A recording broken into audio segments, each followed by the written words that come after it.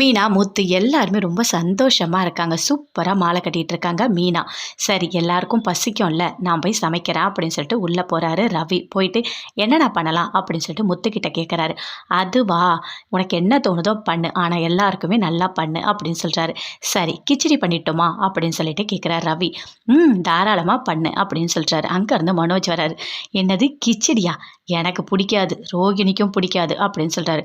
பிடிக்கலனா போ, உன்னை யார் இப்போ இங்கே சாப்பிட சொன்னா அப்படின்னு சொல்லிட்டு முத்து சொல்கிறாரு. சரி இதெல்லாம் செய், இந்த பண்ணு அதை பண்ணு அப்படின்னு சொல்லிட்டு மனோஜை சொல்கிறாரு.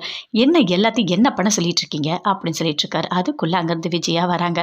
பாருமா என்ன சின்ன பசங்க மாதிரி இதை பண்ண அதை பண்ணுன்னு சொல்லி என்ன வேலை வாங்கிட்டு இருக்காங்க அப்படின்னு சொல்லிட்டு மனோஜ் சொல்கிறாரு. ஆமாம் பின்ன வேற என்ன பண்ணியிருக்க, வேலை வெட்டி இல்லாமல் சும்மா தானே இருக்க, செய் இதெல்லாம் நீ செய் அப்படின்னு சொல்லிட்டு முத்து சொல்கிறாரு. என்ன ஏன் இப்படி பேசிகிட்டு இருக்கீங்க, நான் இவ்வளோ டிகிரி வாங்கியிருக்கேன் தெரியுமா, வந்து என் டிகிரியெல்லாம் நீங்கள் பாருங்கள் அப்படின்னு சொல்லிட்டாரு. அதெல்லாம் வச்சு நீ என்ன பண்ண போகிற சொல்லு, கனடா போகிறேன் அங்கே போகிறேன் இங்கே போகிறேன்னு எப்படி உயிர் எடுத்துகிட்ருக்க அப்படின்னு சொல்லிட்டு முத்து சொல்கிறாரு. அது கனடாடா அப்படின்னு சொல்லிட்டு மனோஜ் பயங்கர கோபமாக சொல்கிறாரு. சரி நான் வந்து ஒரு செஃப் அப்படின்னு சொல்கிறாரு ரவி. என்ன சமைக்கிற வேலை தானே, அதுனா பெரிய வேலையா என்ன அப்படின்னு சொல்லிட்டு மனோஜ் சொல்கிறாரு. நல்லா தெரிஞ்சுக்கடா, அவனாவது வேலையில் இருக்கான், நீ வேலையே இல்லாமல் சுற்றிட்டு இருக்க, புரியுதா உனக்கு அப்படின்னு சொல்லிட்டு முத்து சொல்லிட்டு இருக்காரு. எப்போ பார்த்தாலும் என்னை கிண்டல் பண்ணிகிட்டே இருக்கீங்க அப்படின்னு சொல்லிட்டு இருக்காரு மனோஜ். அங்கேருந்து அவரும் போகிறாரு. நாங்கள் ஆர்டர் பண்ணிக்கிறோம், எங்களுக்கெல்லாம் வேண்டாம் அப்படின்னு சொல்லிட்டு போகிறாரு. முத்து கிச்சடி ரெடி ஆகிடுச்சு, எல்லாரும் சாப்பிட்லாம் வாங்க அப்படின்னு சொல்லிட்டு எல்லாருக்குமே ஒரு பிளேட்டில் வச்சு கொடுக்குறாரு. ரொம்ப நல்லா இருக்கே, சூப்பராக இருக்குது அப்படின்னு சொல்லிட்டு எல்லாருமே ரசித்து ருசித்து சாப்பிட்டுட்ருக்காங்க. இது நான் நல்லா பண்ணியிருக்கேன், இந்த நெய் முந்திரி பருப்பு எல்லாமே நிறைய போட்டிருக்கேன் அப்படின்னு சொல்லிட்டு ரவி சொல்கிறாரு. அண்ணாமலையும் சாப்பிட்றாரு, விஜயா எல்லாருமே சாப்பிட்றாங்க. நல்லா இருக்கே, ஆமாம் இவ்வளோ டேஸ்ட்டாக எப்படி உன்னால் சமைக்க முடியுது ரவி அப்படின்னு சொல்லிட்டு பார்வதி கேட்குறாங்க. இவன் இவ்வளோ டேஸ்ட்டாக சமைக்கிறதுனால தான் நான் இவனை கல்யாணம் பண்ணியிருக்கேன். ரொம்ப நல்லா சமைப்பான். அவன் சமைச்சு சமைச்சு டெய்லி அதுக்கே ஹோட்டலுக்கு போவேன். அப்படியே நாங்கள் 2 பேரும் லவ் பண்ணி கல்யாணம் பண்ணிக்கிட்டோம் அப்படின்னு ஸ்ருதி சொல்கிறாங்க. ஆமாம் ஆமாம், இப்படி ஒரு சமைக்கிற புருஷன் கிடச்சா சூப்பராக சந்தோஷமாக தான் இருக்கணும் அப்படின்னு சொல்லிட்டு பார்வதி எல்லாருமே பேசிகிட்டு இருக்காங்க. சரி வாமா ஸ்ருதி அப்படின்னு சொல்லிட்டு உள்ளே கூட்டிகிட்டு போகிறாங்க. கூட்டிகிட்டு போய் விஜயா சொல்கிறாங்க.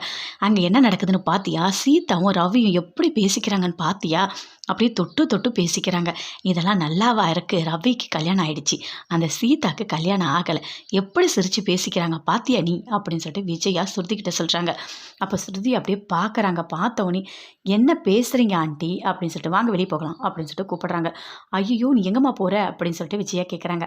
வாங்க ஆண்டி என் கூட வாங்க அப்படின்னு சொல்லிட்டு அப்படியே ஹாலுக்கு கூட்டிகிட்டு போகிறாங்க.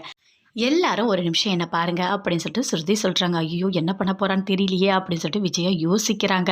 இங்கே பாருங்க, ரவி சீதா 2 பேரும் பேசிக்கிறது உங்கள் யாருக்காவது தப்பாக தெரியுதா அப்படின்னு சொல்லிட்டு பூ கட்டுறவங்க கிட்டலாம் கேட்குறாங்க. நாங்கள் ஏன் தப்பாக நினைக்க போகிறோம், எங்கள் சீதா தங்கமான பொண்ணு அப்படின்னு சொல்கிறாங்க. எல்லாருமே அதை தான் சொல்கிறாங்க. ஏமா நீ இதெல்லாம் இப்படி கேட்டுட்ருக்க அப்படின்னு சொல்லிட்டு அண்ணாமலை சொல்கிறாரு. காரணம் இருக்குது அப்படின்னு சொல்கிறாங்க. ரவியும் கேட்குறாரு, எதுக்கு நீ இப்படிலாம் பண்ணிகிட்ருக்க அப்படின்னு சொல்லிட்டு ஸ்ருதியை. இல்லை ரவி ஒன்றும் இல்லை, ஒரு நிமிஷம் அமைதியாக இருவது, ஒரு ஜஸ்ட் ஒரு கிளாரிஃபிகேஷன் தான் அப்படின்னு சொல்கிறாங்க. எல்லாருமே பார்க்குறாங்க. என்ன ஆச்சு, எதுக்காக இப்படி கேட்டுட்ருக்க அப்படின்னு சொல்லிட்டு மீனாவும் கேட்குறாங்க. இல்லை நான் எதுவும் தப்பாக புரிஞ்சிக்கல, ஆண்டி தான் அப்படி சொன்னாங்க அப்படின்னு சொல்கிறாங்க. அதை கேட்டோன்னே ஐயோ இவ நம்மளை நல்லா மாட்டி விட்டுட்டாலே, அட கடவுளை இவகிட்ட போய் பேசணும் பார் அப்படின்னு சொல்லிட்டு அப்படியே விஜயா பயங்கரமாக டென்ஷன் ஆகுறாங்க. பார்வதி அப்படியே விஜயாவை பார்த்து சிரிக்கிறாங்க. எல்லாருமே ஒரு மாதிரி அப்படியே பார்க்குறாங்க. இல்லை ஆண்டி தான் இவங்க 2 பேர் பேசினா தப்பாக இருக்கும்னு நினைக்கிறாங்க, அதனால தான் நான் சொன்னேன் அப்படின்னு சொல்கிறாங்க. ஒன்றே ஒன்று புரிஞ்சுக்கோங்க ஆண்டி, இப்போது மாமாவோட ஃப்ரெண்டு வீட்டுக்கு வராங்க, வந்தால் நீங்கள் பேச மாட்டிங்களா, அப்படி பேசினா தப்பாக நினைப்பாங்களா அப்படின்னு சொல்கிறாங்க ஸ்ருதி. அதை கேட்டவுடனே எல்லாருமே பார்க்குறாங்க. ஐயோ இவ என்ன இப்படிலாம் பேசிகிட்டு இருக்கா அப்படின்னு சொல்லிட்டு விஜயா பயங்கரமாக டென்ஷன் ஆகுறாங்க.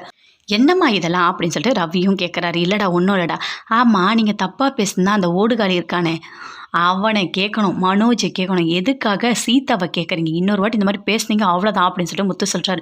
எல்லாருமே பயங்கர கோவமாக இருக்காங்க. என்ன உங்கள் மாமியார் இப்படிலாம் பேசிகிட்டு இருக்காங்க அப்படின்னு சொல்லிட்டு எல்லாருமே கேட்குறாங்க.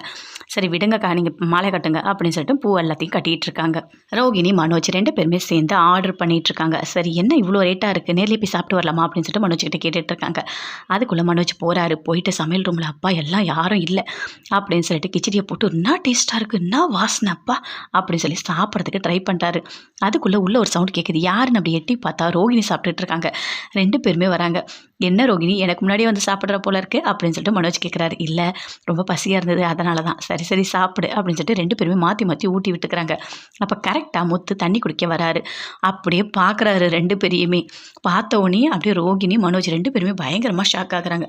ஐயோ, இந்த முத்துக்கிட்ட போய் மாட்டிக்கிட்டோமே அப்படின்னு சொல்லிட்டு. என்ன 2 பேரும் கிச்சடி வேணாம்னு சொல்லிட்டு தெரியாமல் சாப்பிட்டுட்டு இருக்கீங்களா? சாப்பிடுங்க சாப்பிடுங்க அப்படின்னு சொல்லிட்டு அங்கேருந்து முத்து போகிறாரு. நல்லா சிட்டி ட்ரிங்க்ஸ் பண்ணிகிட்டு இருக்காரு. அப்போ சத்யா வராரு. வா சத்யா வா உட்காரு, எல்லா இடத்துலையும் வட்டி பண்ணலாம், நான் வந்து கலெக்ஷன் பண்ணிட்டேன் அப்படின்னு சொல்கிறாரு. சரி சரி பரவாயில்ல அப்படின்னு சொல்லிட்டு இருக்காரு. சரி எனக்கும் ஒரு டம்ளர் ஊற்று அப்படின்னு சொல்லிட்டு சத்யா கேட்குறாரு. என்ன நீ குடிக்கிறேன்னு சொல்கிற, அம்மா அக்கா எல்லாம் திட்ட போகிறாங்க அப்படின்னு சொல்கிறாரு. அதெல்லாம் ஒன்றும் இல்லை, அம்மா சீக்கிரமாக பூக்கள்லேருந்து வந்து தூங்கிட்டாங்க, சீதாவும் அக்கா கிட்ட மாலை கட்டத்துக்காக போயிருக்கா அப்படின்னு சொல்கிறாரு. ஏன் எதுக்காக? இல்லை, ஏதோ கட்சிக்காரங்களுக்கு கல்யாணமா 500 மாலை ஆர்டர் கிடச்சிருக்கான், அதை மாமா தான் எடுத்து கொடுத்துருக்காரு, அதனால தான் அப்படின்னு சொல்கிறாரு.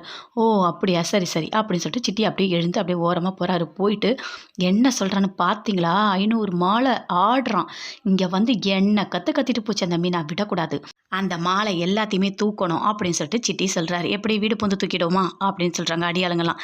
அதெல்லாம் வேண்டாம், அவன் வண்டி ஏற்றுவோம் பற்றியா, அந்த வண்டி அந்த மண்டபத்துக்கு போகவே கூடாது, அதுக்குள்ளேயே மாலைலாம் எடுத்துடணும் அப்படின்னு சொல்கிறாரு. வண்டியே கடத்திடுங்கன்ட்டு. சரி அப்படியே பண்ணிடலாம் அப்படின்னு சொல்லிட்டு பிளான் போட்டுட்ருக்காங்க. அந்த கட்சிக்காரன் இருக்கானே, அவனுக்கு செல்வாக்கு அதிகம். அவனுக்கு மட்டும் மாலைலாம் கரெக்டான டைமுக்கு வரலை, கண்டிப்பாக அவன் அவங்கள செம்மடி பொழந்து கட்டிடுவான். அந்த முத்து மட்டும் மாலையை கொடுக்கல, அந்த கட்சிக்காரனுங்களே அந்த முத்துவை போட்டு அடின்னு அடிப்பானுங்க. அப்புறம் நமக்கு வேலை மிச்சம். யாரை நம்ம பழி வாங்கணும்னு நினச்சோமோ அந்த முத்து மீனா 2 பேருமே இதோட முடியும் கதை அப்படின்னு சொல்கிறாரு. அதை கேட்டோடனே அந்த ஆளுங்கள்லாம் சொல்கிறாங்க, நீங்கள் சொன்ன மாதிரியே பண்ணிடலாம் அப்படின்னு சொல்லிட்டு. மாலை எடுக்கிறாங்க ஆர்டரு, இப்போ எப்படி போய் மாலை செய்கிறதுன்னு நான் பார்க்குறேன் அப்படின்னு சொல்லிட்டு சிட்டி பயங்கர கோவமாக அந்த அடியாளுங்கிட்ட சொல்கிறாரு. அவங்களும் பார்க்குறாங்க.